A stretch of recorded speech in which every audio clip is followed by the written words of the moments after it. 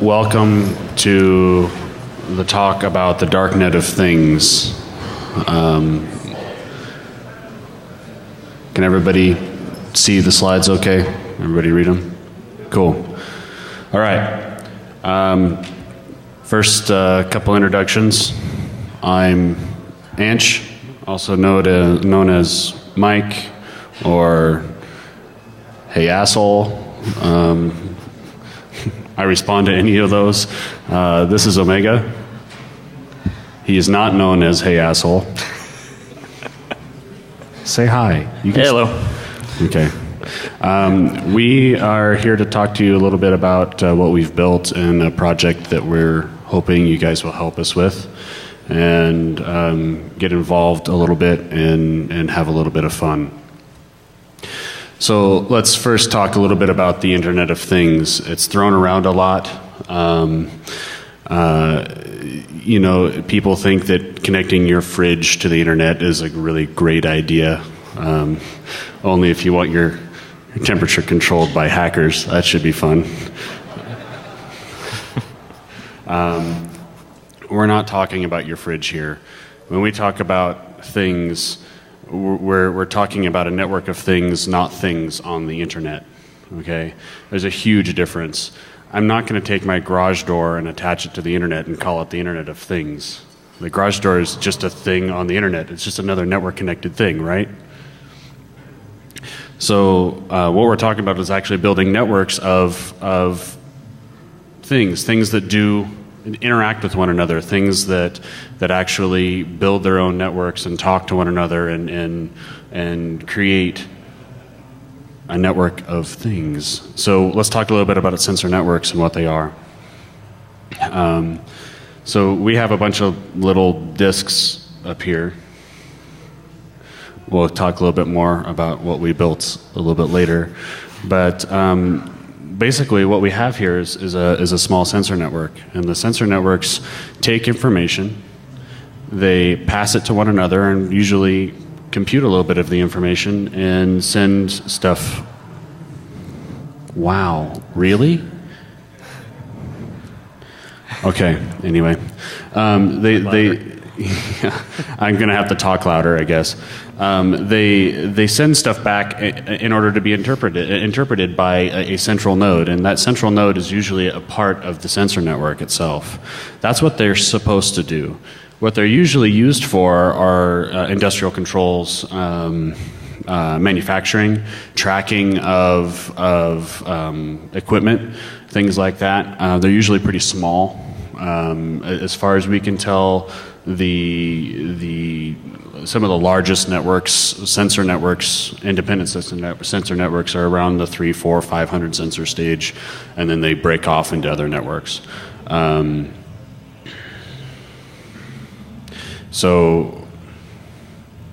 That is the next slide. Sorry, my laptop has a presenter view, and it wasn't working with the projectors, so I've got the same view that you have up here, so I can't tell what's next. So it's a little bit thing. It's a little bit fun thing. So there are several things with sensor networks. First off, Zigbee is a protocol, is a sensor network protocol that is designed for small sensor networks. They mesh, they do all that kind of stuff. Well, there's also another protocol called 6LoWPAN, and 6LoWPAN is basically IPv6 for sensor networks. So we can actually run on these little guys here a full wireless IPv6 stack. They have a full IPv6 network, they're pingable, they mesh, they do routing, all that kind of fun stuff. And so it's designed for it. And some of those advantages are it's a very, very large address space, right? I have a IPv6 tunnel with a /48, and I have something like, I don't know, there's a lot of zeros after the number of addresses I have. 65,000 /64s, and the /64's got 6 billion addresses in it, so I've got 65,000, so quadrillion, or I don't know the name of the number. He does. I don't. No, he doesn't. So there's some serious advantages to that. I mean, we've got large address spaces. We got a large number of sensors that we can put on an address, and they're all addressable at this point. Some of the limitations are it's low bandwidth, high latency, typically. So, you know, the amount of data that I can push across these networks is very, very limited. In fact, we'll do a little demonstration up here in a little bit, and when I send a packet to these guys, I'm sending like 2 bytes. I mean, it's really, really small.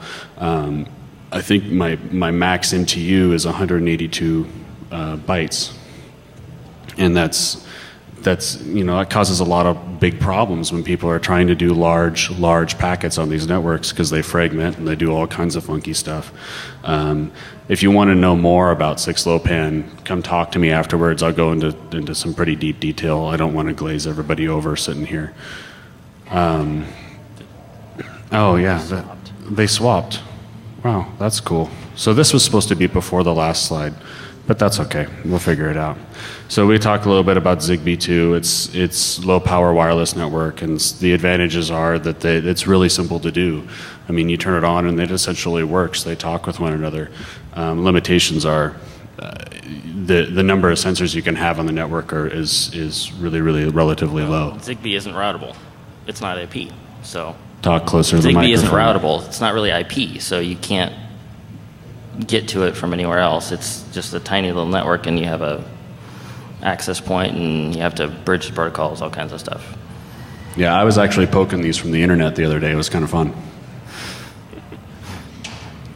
So, what are we doing up here besides sitting up here, you know, looking at all you guys go,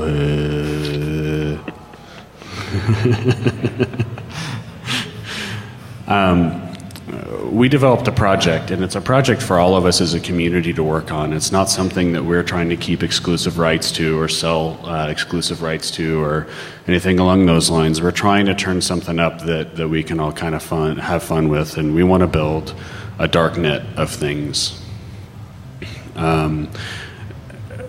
We want to take hardware hacking to the next level. Everybody here likes to hardware hack and all that kind of stuff. We got these really cool badges that Lost made this year. Everybody give a hand to Lost.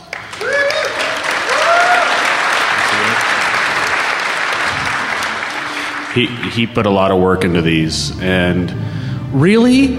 Seriously? Oh man. Okay. Yeah, it is my bullshit. Anyway, so you know, we really want to do something between now and next year that's going to make next year at DEFCON 21 awesome. And so we want to build the largest free roaming sensor network in the world next year, and we want your guys' help. Okay? It's something for all of us to do, and it's something that all of us can take pride in next year when we're all walking around with shit that we built that's all talking to one another, and we're all having a good time. Here's some considerations. No Arduino. None. We're not building this on AVR. We're not going to build it so you can hack it with Arduino. We're not going to build it so it's easy to use. We want you guys to actually learn something and have a little bit of fun. Arduino is, quite frankly, very much overdone. And underdone. It's got some definite technical problems. The pinout is rather awkward. You'd think they could have made it much more normal, but they didn't. The software is it's okay. You can do some stuff with it, but it's common problem is you try and use a standard library, it's too slow, it doesn't have the right API, you write your own, and then you're stuck with the chip that you chose because the Arduino is changing chips about every rev. I've seen a lot of cool stuff, but I haven't even touched it personally. How many of you guys have an Arduino? Wow. Yeah, you fuckers already know it. We want you to learn something new, okay? So we'll talk a little bit more about stuff that we're planning here in a little bit. Our stuff needs to be hackable. Okay, it's a hacker conference after all, right? So we want you guys to be able to hack it and have fun with it. It needs to be modifiable, changeable, bendable, but yet still we need to have it a little bit stable. We need to be able to maintain it. We need to be able to fix the shit if it breaks. And shit happens at con, right? You guys all know that you'll get this and, well, you'll short it out and blow it up. Or you'll build something and somebody will come along and pummel the network so it won't work. So we need to be able to do that. So it needs to be maintainable. It needs to be a network of things. We're not going to put things on a network. So we're going to build our own network of things. Will we have off points to the DEFCON network? I hope so. I'm going to talk to Lockheed about it and see what we can do. It needs to be free roaming, so they need to be wearable, movable, pocketable, stuff like that. We've already been talking with some people. We have some ideas. We mocked this up. These aren't functioning yet. We haven't put code on them, but these are really, really cool. It's essentially a wearable badge. It's got a 2.8-inch TFT touchscreen on it. I'm going to burp. Just a second. I love drinking beer while I present. It's fucking awesome.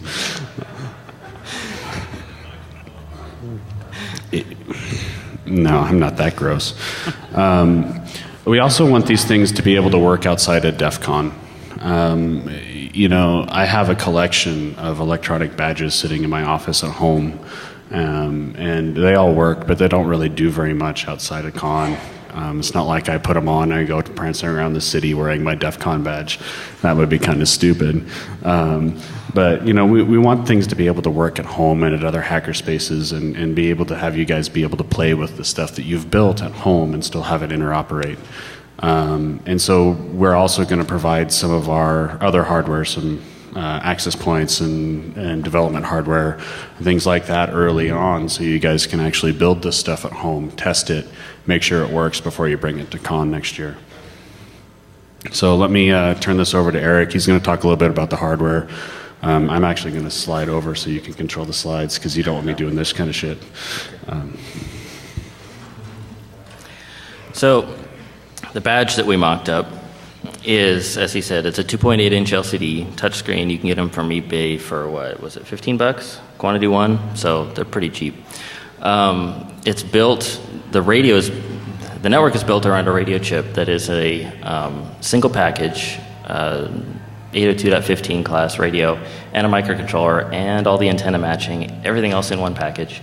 It literally needs a crystal and an antenna and power, and that's about it. So that makes layout very easy. If you've seen a lot of the radio boards out there, the XB and the Nordic Semi stuff, there's a huge number of little discrete parts in there, very specific antenna matching. Yeah, it's just easier to put it in one package, and Freescale's managed to do it. It's a pretty quirky chip, but it works so far. The rest of the badge consists of a fairly high-end LPC, was it 1778? So that's a 120 megahertz ARM. It's got a memory bus, so we have a SD-RAM on here. This is 2 megabytes. You can go up to like 64. Touchscreen controller, because there's no way I'm getting analog into the main micro and making that work. SD card, 2 USB ports, host and device, and OTG, I think. Theoretically battery powered, but we haven't gotten that far yet. And an Ethernet site. So in theory, you could hang an Ethernet cable off your badge. That might not work so well. It's pretty heavy. JTAG header here. You can see it on this one here. Standard JTAG header on this badge. That might be a little sharp for a badge. I've heard comments that even these things are kind of sharp, and not sure I would want to lug that around. We're going to be posting the tool chain, the schematics, all that stuff on the DCG Darknet site. And we hope that you hack on it, modify it, do whatever you want, make your own badge, make it work. And Yeah, so there's basically the summary. We have not routed out much of the extra peripherals on the part because we just wanted to get this thing going, but there's a lot of peripherals on this chip. You could do a lot of stuff with it. There's a sound interface. We're planning on putting an accelerometer on here, or all kinds of stuff. So in order to ease development, we put together this very simple adapter. It's the chip, the antenna, JTAG, and some pins. Because it's a full ARM microcontroller on here, you could write an app to do whatever you want. For instance, I want to put one of these in the basement of my house, controlling the dampers on my air duct. So I have my own little zone system. And being on IPv6 network, I can control it from my computer, I could control it from my phone, I could do whatever I want. And so can I. There's the problem, yeah. Is that us? Yeah, that's us. Maybe that'll help.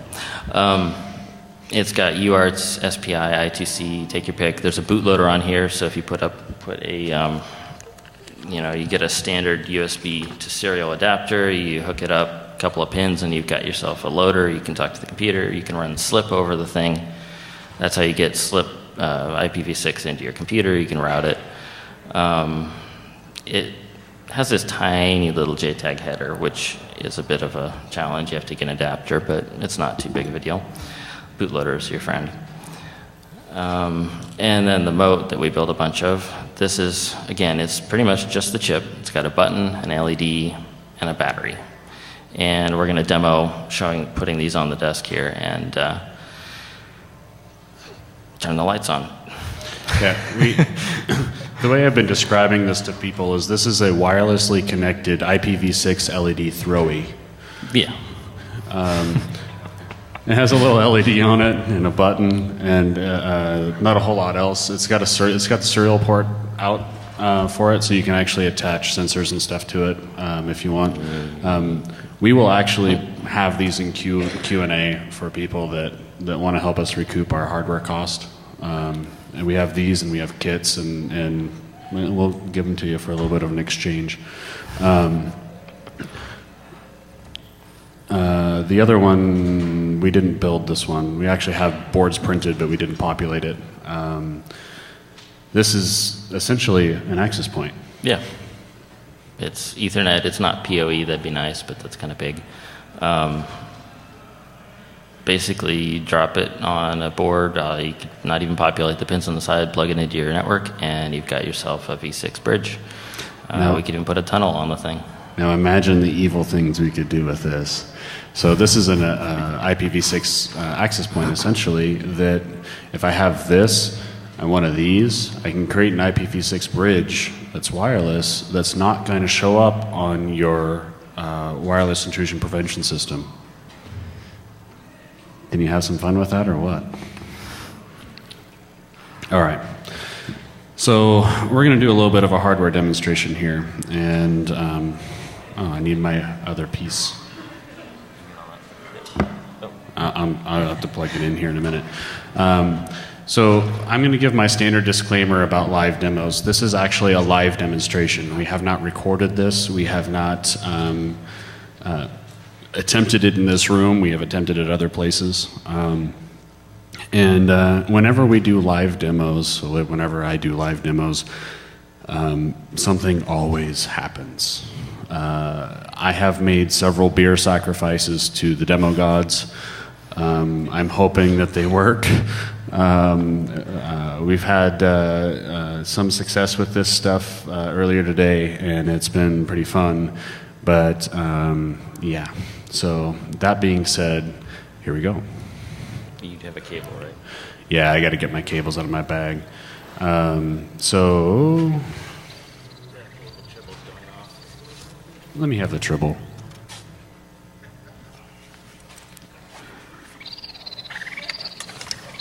This is my friend Eddie Mize's Tribble, and I thought that was pretty funny.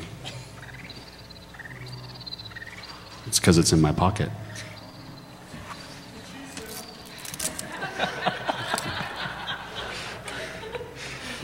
Yeah, that is what she said. So basically what I'm going to build here, real quick, because I don't need the programming cable, I'm going to start a slip bridge between my laptop and one of the development boards we have mounted on a breadboard. And this development board is attached to a USB to serial interface.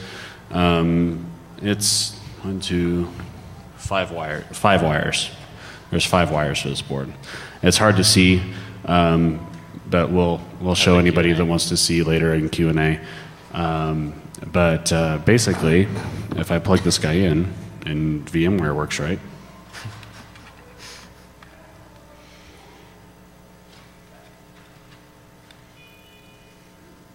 There we go. Okay. And fire up the. Oh. Everybody don't look, I'm entering my password. All right. So we have a IPv6 bridge here. And let's hope Goatsy doesn't come up.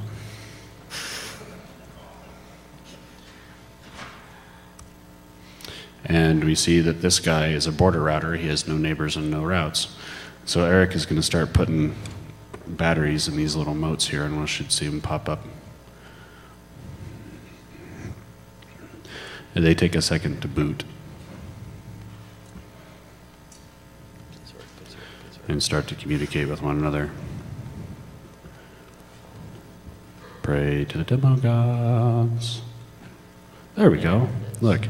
See, we got a couple of neighbors, and we have a, yeah, we'll have 4 here eventually. There's 3. And we have listed the routes for the neighbors. Does everybody read that okay, or do I need to jump the font up a little bit? Plus. Alt plus? I don't know. I don't know. I don't either. Control up.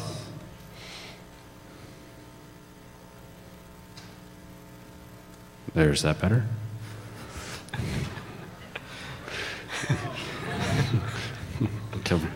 Okay, well, I can do it one more time. Should have 4, and now 5. There. I love an interactive audience. It's so much fun. Okay, so, sorry. What we have on these, running on these motes actually right now is a version of Contiki with a RESTful, a small COPE server on it. And what COPE does is it takes a couple of little interactions, and I can do some things with them. So I'm going to start turning LEDs on here as soon as I start the correct web browser.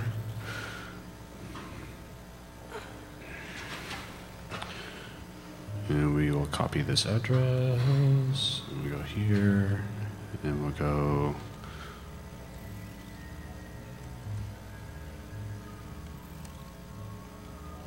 Everybody dance to the music next door. Oh, yeah, we have to put brackets around IPv6 addresses because Firefox doesn't understand them. Neither does Chrome.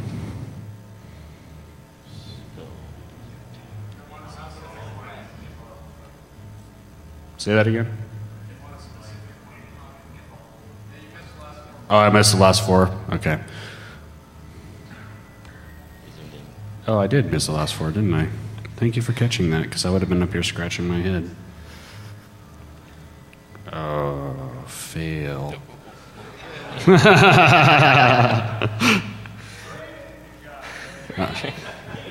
All right, here.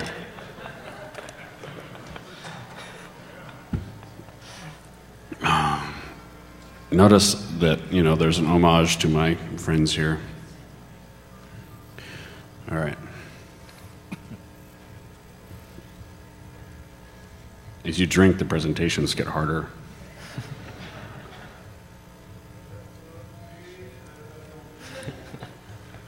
Yeah, I was hoping that was coming.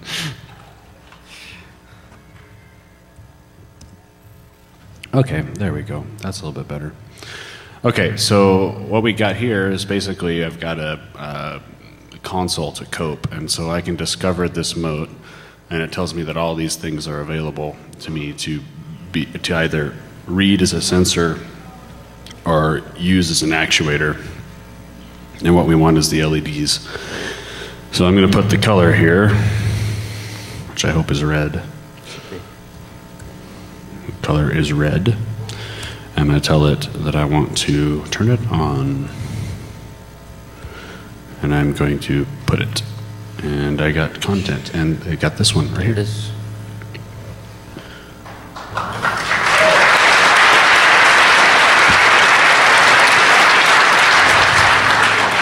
So the advantage to these guys is they'll actually mesh with one another. No, I don't want to attempt it. I got one good demo out of the demo gods. I'm not going to get another one.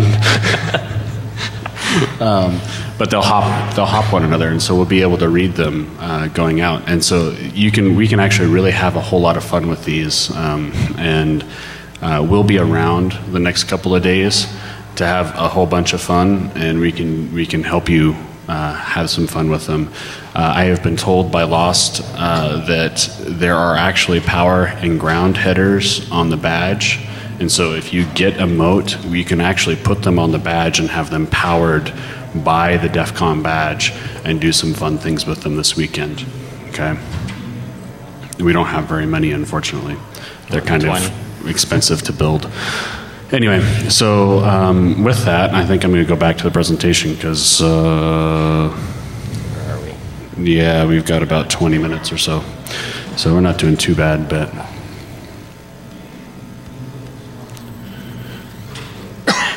So can everybody see the potential to this? Can everybody see how much fun we could actually have in a space like this with this many people sitting around and having things to poke at different people? And there's potential for fun and for profit. I mean, you could build these things pretty simply. It doesn't take very much for us to put them together. That's about a $9 bomb on this in small quantity. It was a little bit more than that, but okay, $9.50. Come on, it's more like 15. Anyway, but quantity. yeah, you're talking quantity. But we didn't have these made in a fab house. We had the boards printed for us, and we got them, and we used a toaster oven to do all the surface mount parts. And no shit. BGA in a toaster. Yeah, BGA. This man works hardware miracles. He's really good at what he does. And so we actually built these in his attic upstairs. Yeah. A couple hours. Last week in a couple hours. And so they're not too terribly difficult to build. And so everybody can do it. It's just a matter of actually doing it. Dental pick, tweezers, solder paste, $25 toaster. Done. Well, in a few hours. Okay. Now we're going to get to the fun part. Why we actually are giving this talk today, and how you can get involved. We felt when I say we, I mean Eric and I and some of the other members of some DEFCON groups and some other people that we talked around last year, felt that the community needed a common project to bond around and to build upon. And given that common project, I think we as a group can do fun things. I can say that I'm not really a hardware guy. I'm a pen tester by trade. But getting to the hardware and learning this has taken us kind of 2 years to put together. But learning that the last 2 years has made me a better pen tester. Getting close to the hardware has taught me a lot about how things work, which is what it's all about. We want to learn how things work, right? Is that why we're all here? Yes. Yeah. So, learning how things work is important to us. And so it's really kind of helped me become a better pen tester, and it's helped him become a better teacher. We also want to break people out of the Arduino rut. I see a lot of projects at our local hardware hackers group called Dorkbot, which, do we have anybody from Portland in the audience? Go to Dorkbot. Anybody go to Dorkbot? Okay, go to Dorkbot. It's every other Monday at Backspace at 7. Really starts at about 8:30. We're hackers after all. We're always a little bit late. So we wanted to break people out of their Arduino rut. I've seen a lot of projects based on Arduino that are really cool. They do some really cool things. I think you can get a quadcopter now based on Arduino, right? Yeah. Yeah. Could you imagine a quadcopter built out of one of these with a gigantic antenna? I'm going to build a drone. Of quadcopters. I'm going to build a drone for next year for DEFCON. I'm going to have it buzzing people in the contest area. It's going to be fucking rad. What's that? Oh yeah, it'll be on the internet. Damn straight it'll be on the internet. It'll make anybody be able to buzz people in the conference area. It'll take requests. That pyro guy, I hate that fucker. No, I really don't. I really love him. He's like a brother to me, but anyway. We want to expose people to a new chip, a new set of chips, and something different to work on with different possibilities.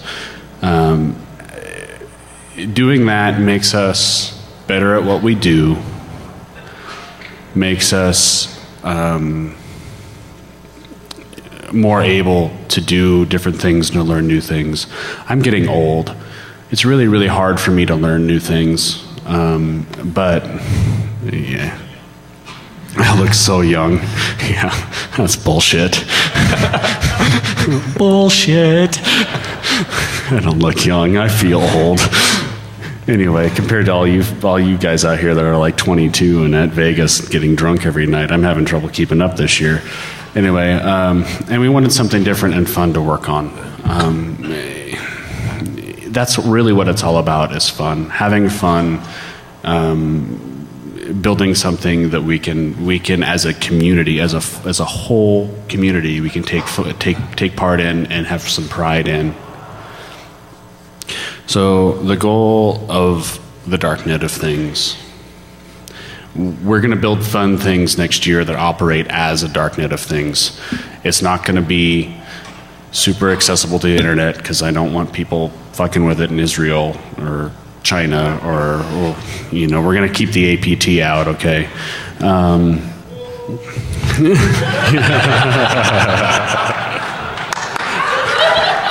You, sir, get an energy shot.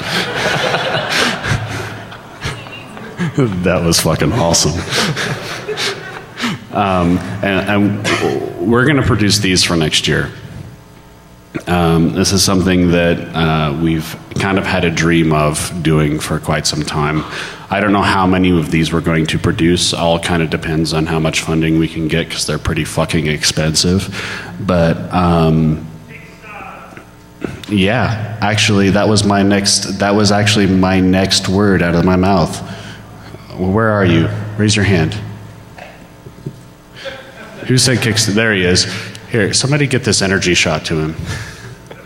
Here, I'm just going to throw it at you. Watch your head. Oh! That was fucking close. No, I don't throw beer. That's alcohol abuse. That could actually kill somebody. All right. So what we want to know is, what are you guys going to do? We have some resources set up now to help. We're going to continue this next week. Actually, it's going to be 2 weeks for me, because I'm going on my honeymoon.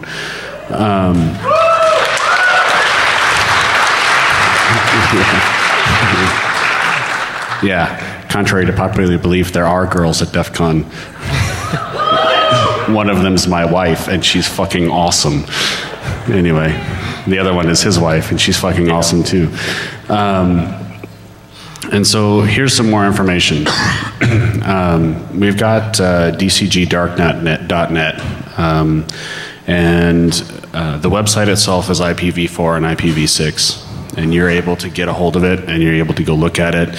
There's not a whole lot there. It's a WordPress blog. Don't hack my shit, please. Thank you very much. I realize it sucks, but it's... Huh? I'm asking them nicely. Hackers are nice people. Yeah, I know. I'm sitting up here grinning my ass off because I'm hoping you're not going to hack my shit. Actually, it's pretty secure, so don't worry about it. Don't test that. Famous last words. I'm going to go shut it off right now. Actually, give me just a second. I'll shut it off right now. dev.dcgdark.net. It's IPv6 only. So because this is, actually right now it's not IPv6 only, but it's going to be. The reason why I'm going to make this IPv6 only is we want you guys to actually have a working IPv6 network before you start to develop any of this hardware and get the code. That's the first step. Really, you need to have that in order to do any of this stuff anyway. And so if you're gonna try to leap and grab the code before you have it working, you're gonna have a lot of problems. And so this is gonna save us a lot of headache and heartache. So working IPv6 connectivity is a requirement. Go get a free tunnel from Hurricane Electric. They're awesome. The instructions out there are really, really good to set it up. You can set it up on just about anything. OpenWrt is great for it. You just go to ipv6.he.net and they'll tell you how to do it. This is something that Eric is passionate about. And so I'm going to let him talk about it a little bit. You have about 3, 4, 5 minutes. I'll be quick. Okay, be quick about it. So, Mike here has been trying to set up a development environment. How long have you been at it? Most of 6 months. Yeah. So, we have a tool chain, GCC bin utils. They work fine. Everything else, not so much. If you've developed anything for the Arduino and actually not used the IDE itself, if you've written straight for the AVR, it's really simple. You do gcc-mmcu at mega328 and your files, and you're done. Everything just works. It brings in the register headers, the linker scripts, the vector tables, all that stuff. And you don't have to think about it. In the ARM world, as it stands right now, for about every single chip, yeah, well, you could just show the I'm not going to show your notes. I'm going to turn more LEDs on. I have fun with that. I'm going to turn more LEDs on. Oh, okay. So when you're writing for an ARM chip, there are 10, 12 different manufacturers. Each of them have several different lines. They have different variations of those chips. There's no consistency whatsoever. When you pick a random chip, like we went with the LPC 1776, we look out there, we find that, okay, somebody's developed something with the 1374, or whatever it is, and they have the project. It has make files that are usually abysmal. It has the linker scripts.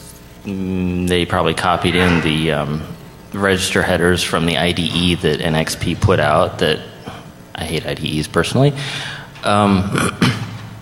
And you end up with this chaos. You have to copy all the files that, at least in the AVR world, just come as part of the tool chain. Hey, there's nothing. You have to copy them into your project and you have to maintain them, and most of the time you go download an example and you find 3 or 4 and one of them is kind of close. So what's needed is some kind of consistency in the tool chain.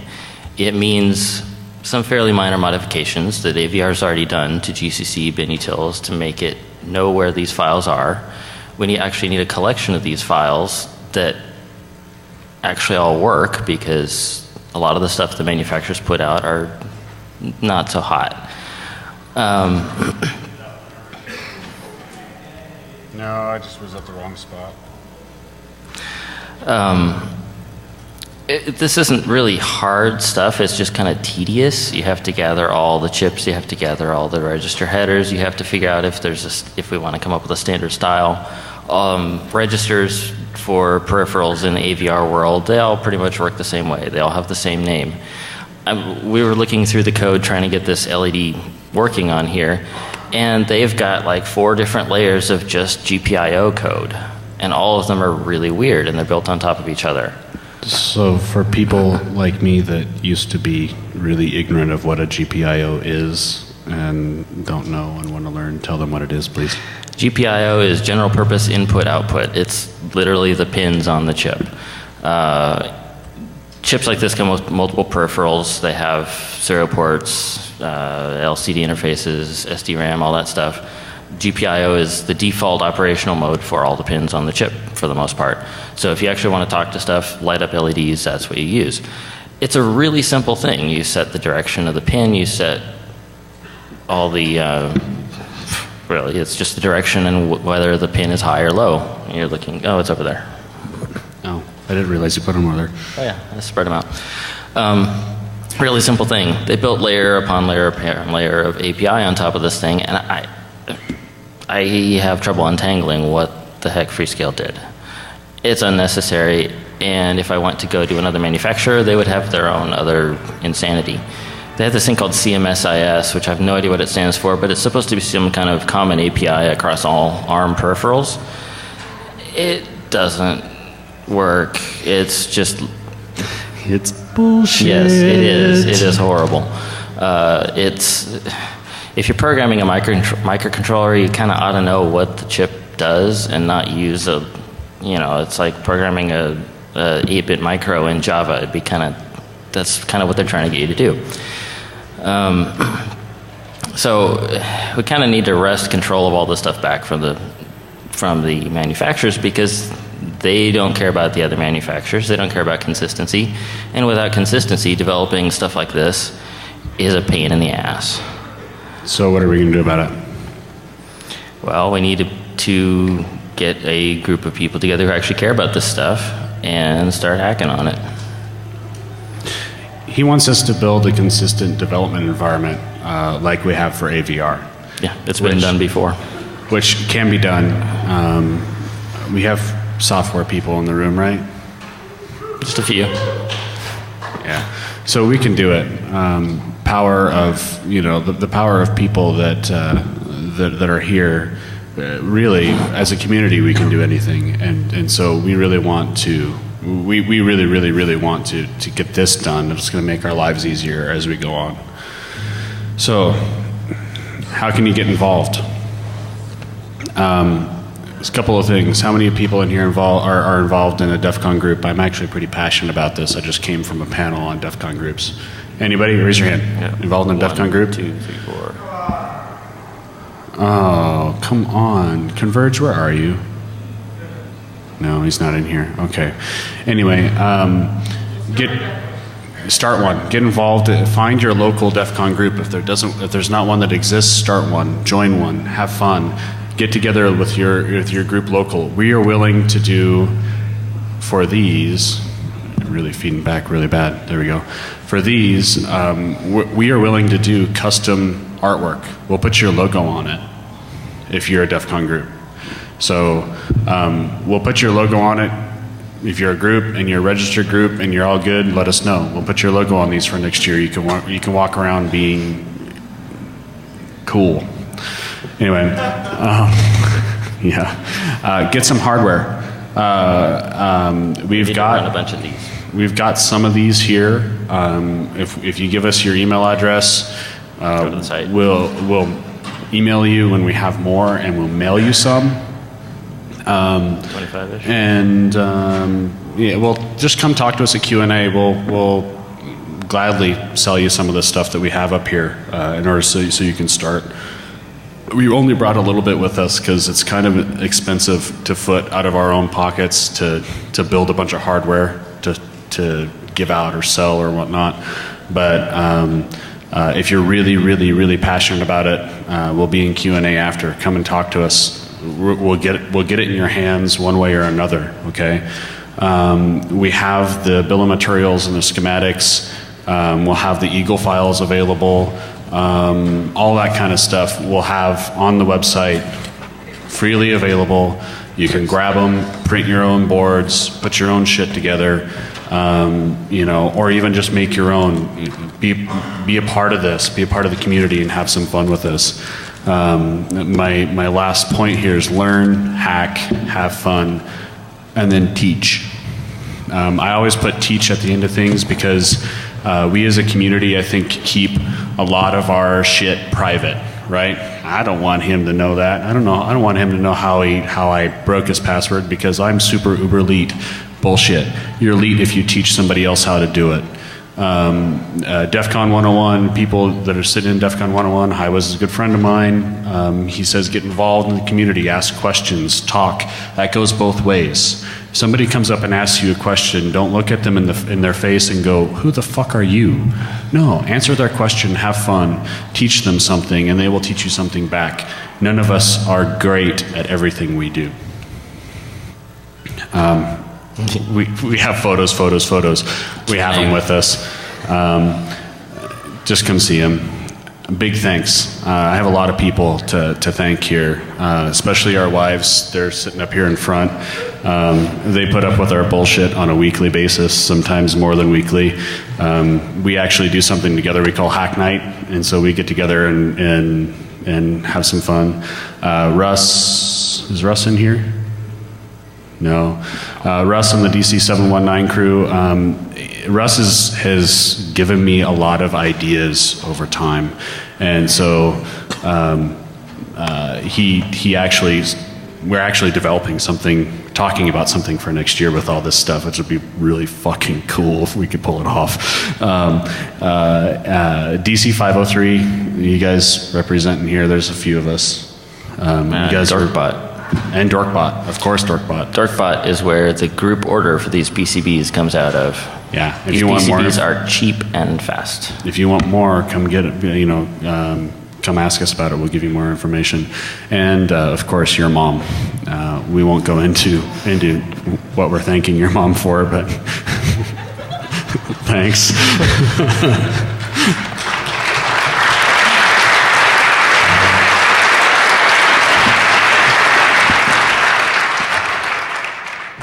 All right, we have like 3 minutes, so we're going to see everybody over in Q&A. Come talk to us. Buy hardware.